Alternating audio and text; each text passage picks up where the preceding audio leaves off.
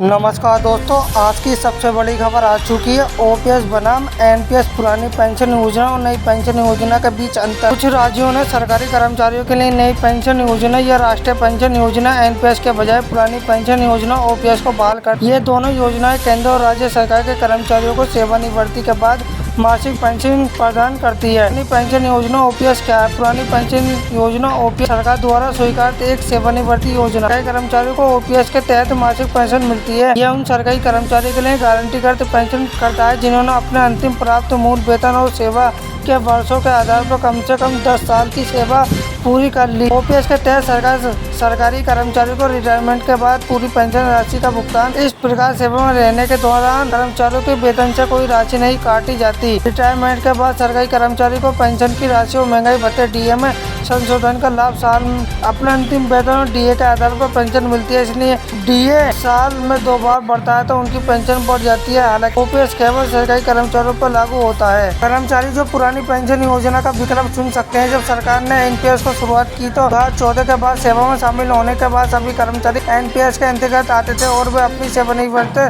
के बाद ओपीएस के तहत पेंशन पाने के पात्र नहीं थे। हालांकि फरवरी 2023 में पेंशन और पेंशनभोगी कल्याण विभाग केंद्र सरकार के कर्मचारियों को ओपीएस के तहत पाने का विकल्प चुनने के लिए एक मुफ्त विकल्प प्रदान किया।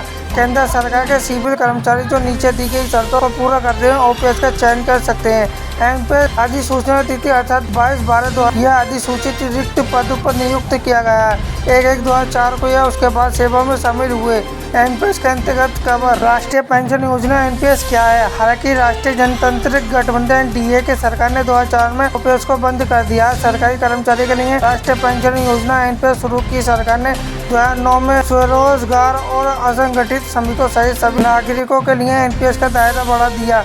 ये कौन पेंशन योजना है जिसमें नागरिक 60 साल की उम्र तक हर महीने एक निश्चित राशि का योगदान कर सकते हैं और सेवानिवृत्ति के बाद पेंशन प्राप्त कर सकते हैं। सरकार ने नागरिकों को सुरक्षित और स्थिर सेवानिवृत्ति आय प्रदान करने के लिए मौजूदा ओपीएस को विकल्प के रूप में एनपीएस शुरू कर किया। हालांकि ये पेंशन फंड विनियामक और विकास प्राधिकरण द्वारा संचालित एक अच्छी योजना है। एनपीएस के तहत सरकारी कर्मचारी अपने मूल वेतन और महंगाई भत्ते डीए का 10% योगदान कर सकते हैं और सरकार हर महीने मूल वेतन और डीए का 14% योगदान करती है। अन्य नागरिक एनपीएस से न्यूनतम 50 रुपये मासिक योगदान कर सकते हैं।